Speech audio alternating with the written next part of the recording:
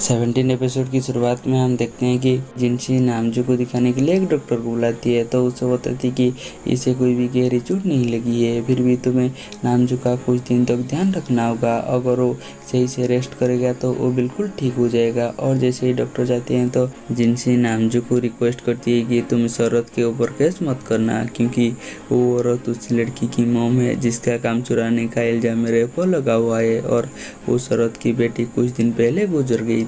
और इस बात पर तो नामजू मान जाती है उसके ऊपर रिपोर्ट ना करने के लिए। तभी उनकी दरवाज़ा लॉक होती है तो जिनसी आकर दरवाज़ा खोलती है। तभी जिन आकर नामजू के साइड में बैठ जाती है और उससे पूछने लगती कि क्या तुम्हें ज़्यादा चोट तो नहीं लगी। और ये सब देखकर जिनसी को तो बहुत ज़्यादा गुस्सा आ रही होती है। तो जिन बताती है कि मैं तुम्हारे लिए फ्रूट लेकर आई हूँ, तो मैं तुम्हारे लिए फ्रूट काट देती हूँ। तो जिनसी आकर बोलती है कि इसका कोई भी ज़रूरत नहीं है, मैं उनके लिए काट दूंगा। और इस बात को लेकर उन दोनों में छीना झपटी होती है। तभी सारी फ्रूट नीचे गिर जाती है। तो नामजू बताती है कि मुझे फ्रूट खाने की कोई भी मन नहीं है। और इस बात पर तो जिनसी को बहुत ज़्यादा गुस्सा आती है, इसलिए वो अपने रूम में चली जाती है। तो अभी उसे रियलाइज होती है कि वो तो नामजू की फैंसी है, तो वो अंदर क्यों आई। और वो जैसे ही दोबारा जाती है तो देखती है कि जिनसी बहुत ही प्यार से नामजू को फ्रूट खिला रही है और उसकी पिलो सही करने की बहाने उसे गले भी लगा लेती है, जो देखकर जिनसी को तो बहुत ज़्यादा गुस्सा आती है। इसलिए वो दोबारा से अपने रूम में चली जाती है। तभी उसे इन कॉल करती है और उसे याद दिलाती है कि हमें काम भी खत्म करना है।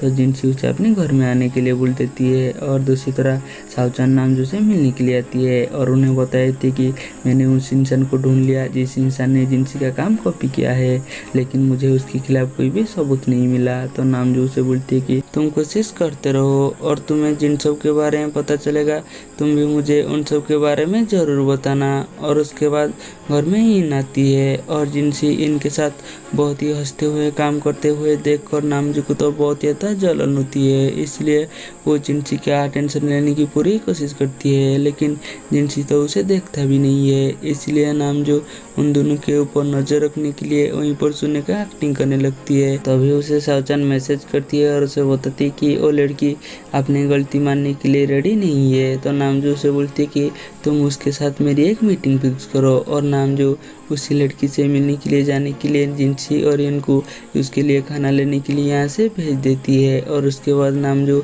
उसी लड़की से मिलने के लिए जाती है। तो वो लड़की उसे बताती है कि उसकी लाइफ में काफ़ी प्रॉब्लम थी और काम ख़त्म करने का काफ़ी प्रेशर था, इसलिए उसने जिनसी का कॉमिक चुराया। तो नामजू उसे समझाते हुए बोलते कि अगर तुम किसी बात को लेकर परेशान हो तो इसका मतलब ये नहीं कि तुम खुद की वजह से दूसरे को भी परेशान करो। और उसे अपनी गलती पर माफ़ी मांगने के लिए भी मना लेती है। और दूसरी तरह जिनसी ऐसे ही घर में आती है तो नामजू को ना देखकर उसे कॉल करती है। तो नामजू बताती कि मैं ही पास पर आई हूँ। और नामजू उसे बताए थे कि मेरे पास तुम्हारे लिए खुशखबरी है। और उसके बाद जिनसी और एन एक साथ काम कर रही होती है। तो जिनसी एन को यहाँ से जाने के लिए बोलती है और उसे बताती कि बाकी का काम मैं कर दूंगा। तभी एन सीरियस हो जाती है और वो जिनसी को बताती कि मैं तुमसे काफ़ी टाइम से ये बात कहना चाहती हूँ, जब से तुम मेरी लाइफ में आए हो तब से मेरी ज़िंदगी बदल गई है। तभी वो देखती है कि जिनसी तो उसकी बात पर कोई भी ध्यान नहीं देता, इसलिए वो जिनसी का हाथ पकड़ लेती है और उसे बोलती है कि मैं तुम्हें हमेशा से ये बात बोलना चाहता था।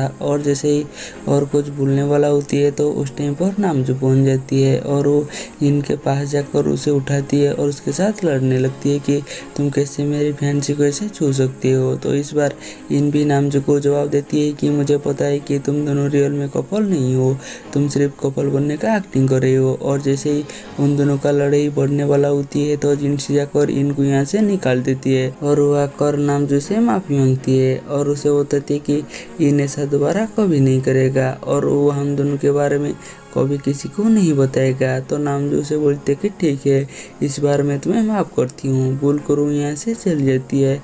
और शाम में जिनसी अपने रूम में बैठा हुआ होती है तो वो उसी लड़की का वीडियो दिखती है जिसने उस काम को चुराया था और वो यहाँ पर अपनी गलती मान लेती है और वो जिनसी से माफ़ी मांगती है।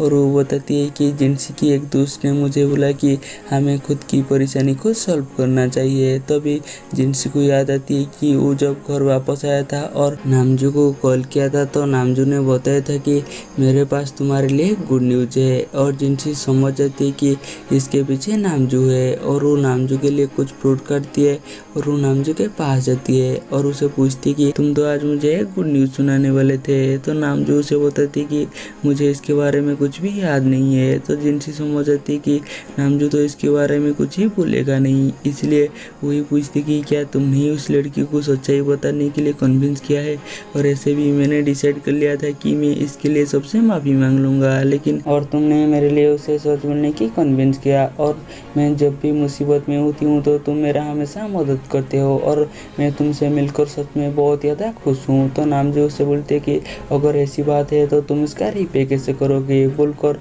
वो जिनसी का करीब जाने लगती है। तो जिनसी पीछे जाने लगती है, तभी जिनसी का पाँव फिसल जाती है। तो नामजू उसे पकड़ लेती है और दोबारा से उसकी करीब जाने लगती है, और वो जिनसी को दीवार पर ब्लॉक कर देती है और उससे पूछती है कि आज सुबह जब जिन घर में आया था तो क्या तुम उसे देखकर जेलस थी। तो जिनसी उसे बोलती है कि मैं उसे देखकर क्यों जेलस रहूँगा, और ऐसे भी मेरे दिल में तुम्हारे लिए कोई फीलिंग्स नहीं है। तो नामजू जिनसी की और ज़्यादा करीब जाने लगती है, जो देखकर जिनसी की तो हार्ट बीट बढ़ जाती है, इसलिए वो यहाँ से भाग जाती है, और नामजू जिनसी को देखकर शर्मा रही होती है। और अगले दिन नामजू अपनी छोटी मोटी काम जिनसी से करा रही होती है, जिस वजह से जिनसी को तो बहुत ज़्यादा गुस्सा आ रही होती है। तभी उसे इन कॉल करती है और उसे एक रेस्टोरेंट पर बुलाती है, और जिनसी जाने के लिए मान जाती है, जिस वजह से नामजू को तो काफ़ी जलन होती है, इसलिए वो जिनसी के सामने बीमार होने की एक्टिंग करती है, लेकिन उसका ये एक्टिंग किसी काम का नहीं आता। और जैसे ही दोबारा जिनसी के पास इनका कॉल आती है तो नामजू सोफे से गिर जाती है और वो बेहोश होने का एक्टिंग करने लगती है। यह देखकर जिनसी घबरा जाती है और वो नामजू के पास आती है, तो उसे याद आती है कि जब नामजू ने उसे किस कर बेहोश हो गया था तो सावचान आकर उसकी पीठ को रब किया था, तब वो होश में आया था। इसलिए जिनसी नामजू को गले लगा लेती है और उसकी पीठ को रब करने लगती है, और जिनसी को अपने के लिए इतना फिक्र देखकर नामजू को तो बहुत ज़्यादा अच्छा लगती है, इसलिए वो भी जिनसी को गले लगा लेती है। और यहीं पर हमारी एपिसोड ख़त्म हो जाती है। हम मिलेंगे जल्दी नेक्स्ट एपिसोड में।